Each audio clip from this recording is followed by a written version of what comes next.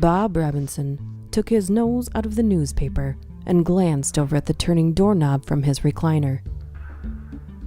The doorknob opened before he could get out of his chair, so he did the next best thing and set the newspaper aside as he watched his girlfriend Tracy Plinkett enter the room.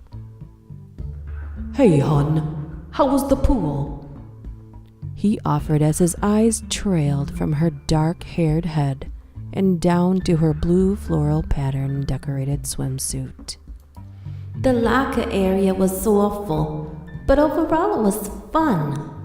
I really wish I could have stayed longer, but I gotta go to work. She let her words trail off before letting out a sigh. "You spend so much time in that water, I'm surprised you haven't turned into a lily pad."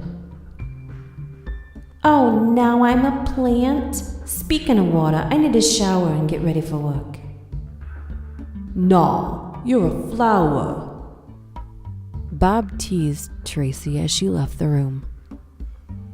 A decent-sized portion of time had passed before, fully clothed with the exception of socks, Tracy re-entered the front room, causing Bob to look up from the western he was watching.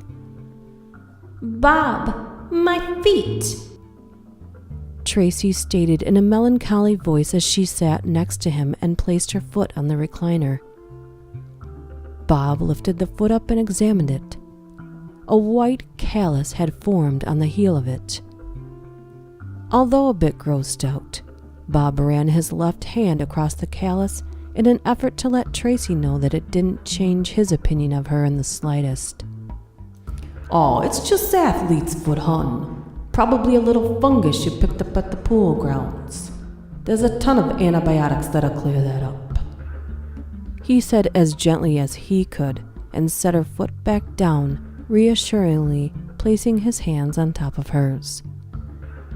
"Thanks, I'll see you tonight," she exclaimed with a smile and gave Bob a peck on the cheek before quickly ascending the stairs to retrieve her socks and shoes.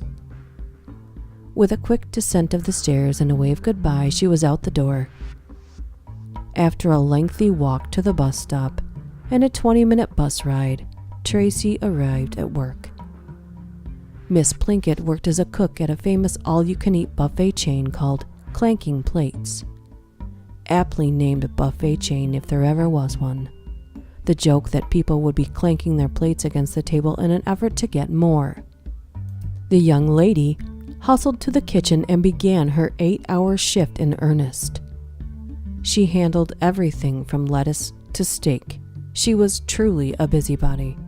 As her shift progressed, she began to notice a white substance that was hardening on the top of her hands. Despite her best effort, the bathroom sink water, soap, and sanitizer had no effect on it. She thought back to earlier in the day and realized that it looked like her freshly acquired athlete's foot.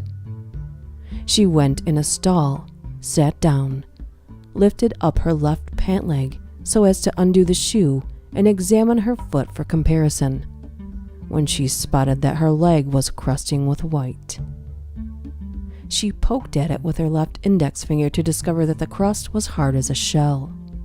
A flurry of tears left her eyes as she worried about her beauty being permanently ruined. Tracy's depression session was interrupted by screaming from the restaurant dining room. After she properly realigned her clothes, she cautiously exited the bathroom, only to see people screaming, families crying, and a host of deceased people with the same white leaking out from their mouths as was crusted on her body. As her eyes scanned further with great hesitance and terror, she saw that a large portion of the food on the people's plates and the buffet had turned white and was coated with the same callous shell that she and the deceased customers had. After a few moments of shock, Tracy brought her eyes back down to her right hand and realized that the unwelcome anomaly had begun to spread up her arm. try as she might, she was unable to peel off the shell with her fingernails. Whether out of hysterics or a fear-driven sense of logic, one cannot say, but Tracy headed to the kitchen, grabbed a steak knife, and stabbed it into the barrier that was forming around her arm. She dug the knife until it wouldn't advance any further due to the fungus's hardness. The white crust responded to the intrusion by oozing and spraying crimson onto Tracy's face. The smell confirmed her fears. The liquid was blood, most likely hers. The entirety of her right forearm was now covered with the mysterious white. Even the bloody indentation where the knife had punctured in the knife itself. In a bid of desperation, the chef walked over to a blender with tears streaming down her face. Her right arm had to come off, lest she die. She slowly brought her left index finger to the blend button, while she balled her right hand into a fist and stuck it into the blender. Her mind raced as it pictured her arm turning into a waterfall of gore and chunks as the blender spun round and round. Tracy was unable to commit herself to the act and removed her arm from the blender and brought her finger away from the buttons. Drunk on fear, frustration, and the need to live, she staggered over to the fryers and dove her consumed forearm into the grease with a blood-curdling scream. She lifted her now yellow-crusted arm out of the 375-degree oil with a wail and placed it on a nearby cutting board as she brandished a cleaver from a nearby knife rack. The shell had been considerably softened, she would have noted, had she not been washed in waves of pain and blood. And that had just been the first swing, which was barely enough to loosen the arm. 5 swings and a lot of hesitation in between each later, and she was down a forearm. Her balance became the equivalent of one who had consumed too much alcohol as dizziness overtook her. The poor woman practically fell toward the stove and stuck the bloody remnant of her arm into the open flame, causing the wound to cauterize. Tracy fell to the ground soon afterward. Unfortunately for her, the job was half done as she still had a fungus-caked leg. Bob walked into clanking plates with the widest and stupidest of grins on his face. He was going to treat himself to a nice buffet and visit his girlfriend at her job at the same time. Bob doubted that many people could claim that. Bob's expression changed to its polar opposite on the turn of a dime. One might find it comical how quick it had changed, if not for the circumstances. Before dear old Bob sat, lay, and stood a great many people, who were all encased in a white substance. More unsettling than that for Bob was the sight of his girlfriend crawling out of the kitchen and into the dining room with one arm and some change for another. The caring boyfriend ran over to Tracy, leaving a trail of tears as he did so. What happened? He managed in between sobbing breaths as he reached out to help Plinkett to her feet. Don't touch me, or it'll get you too, she cautioned in between gasps of pain and with great effort.